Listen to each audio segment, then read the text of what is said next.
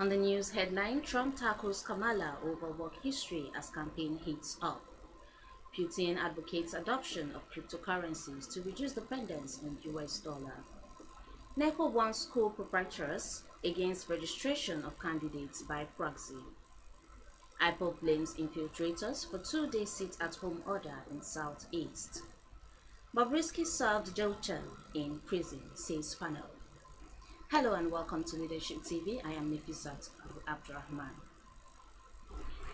With less than 2 weeks left before the United States presidential election, the candidates are ramping up their efforts to win over voters in key battleground states.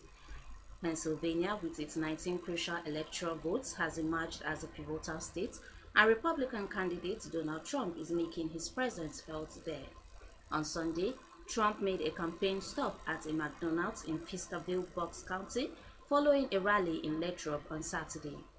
Donning an apron, the former president walked the drive-thru, handing out orders to customers and taking the opportunity to connect with locals. Leadership recalls that the U.S. Vice President and Democratic candidate Kamala Harris had previously stated that she worked at McDonald's during her college days, but Trump cast doubt on that claim, offering no evidence to support his sexism. She lies about her job application and she's told some horrible lies, he remarked, before pivoting to his own ability to unify the nation. Unifying. I think she is the most divisive person I have ever seen, he said in response to a question from CBS Philadelphia. I think I'm the one that brings everyone together. When asked whether he would accept the result of the 2024 presidential election, Trump replied through the drive-thru window, "Yeah, sure, if it's fair election, always." Russian President Vladimir Putin has encouraged Brics members comprising Brazil, Russia, India, China, and South Africa to embrace cryptocurrencies and other alternative digital currencies in their financial dealings to reduce dependence on the US dollar. Putin expressed the belief that BRICS and other developing nations can benefit from embracing digital currencies, while revealing his intentions to push for the economic bloc to integrate crypto into their daily financial dealings. The Russian leader made this call at a forum captured by the Russian media outlet RT and shared by BRICS News on X. Putin emphasized that BRICS members are not the only ones who will benefit from crypto adoption, but other developing and emerging economies as well. The Kremlin Leader, however, recognized the volatile nature of crypto assets, stating that comprehensive regulations should be established first, while highlighting the significance of coming up with a robust framework within the BRICS jurisdiction before dipping into crypto adoption. The National Examination Council (NECO) has warned school owners and other relevant stakeholders to desist from enrolling candidates for its examination by proxy. The council observed that such fraudulent practice often results in identity theft and subsequent parade of fake results. The acting director, Information and Public Relations of NECO, Aziz Sani, said the council has put in place some measures to check impersonation in all its examinations. Some of the measures, he said, include the use of biometric data capturing device, use of customized answer booklets, and embossing of photograph and date of birth of candidates on the original certificates. The proscribed indigenous people of Biafra, IPOB, has distanced itself from the 21st and 22nd October sit-at-home order, blaming the directive on those it called infiltrators and criminals working for the government to tarnish the peaceful image of the movement. IPOB also urged residents of the Southeast region to disregard the order circulating on social media.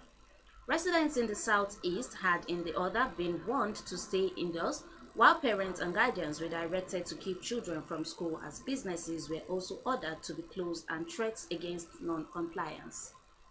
Distancing itself from the order, the pro-Biafra group emphasized that it always makes public announcements when declaring a sit-at-home and urged the public to ignore what it described as an obnoxious order from criminal, allegedly working to demonize IPOB. IPOB spokesperson Emma Powerful in a statement clarified that this order did not come from the organization, maintaining that IPOB has since suspended sit-at-home orders considering anyone declaring it a criminal element. On the entertainment scene, an investigative panel set up by the federal government has revealed the controversial cross-dresser Idris Okuneye, also known as Brics, served his 6-month jail term following his conviction over Naira abuse offences. The panel, however, noted that Brics was granted certain privileges during his time at the Kirikiri Medium Security Custodial Center in Lagos. The panel, chaired by the Permanent Secretary in the Ministry of Interior, Dr. Magdalene Ajani, also found no evidence to support claims that the cross-dresser bribed officials of the Nigerian Correctional Service to be allowed to stay in a rented apartment outside the prison. Leadership recalls that Brics was released from prison on August 5th after serving out his 6-month jail term following his sentencing on April 12th for violating laws regarding the abuse of currency notes. The investigation was launched by the Minister of Interior, Olubimitunji Ojo, following allegations stemming from a viral audio recordings shared by social media activist Martin Otse, also known as Very Dark Man. In the audio, Brics allegedly claimed to have bribed officials of the Economic and Financial Crimes Commission (EFCC) to drop money laundering charges against him. Additionally, Brics' voice was heard claiming that a godfather in connivance with the Controller General of the NCOS, Haliru Nababa, ensured that he served his sentence in a private apartment rather than a prison facility.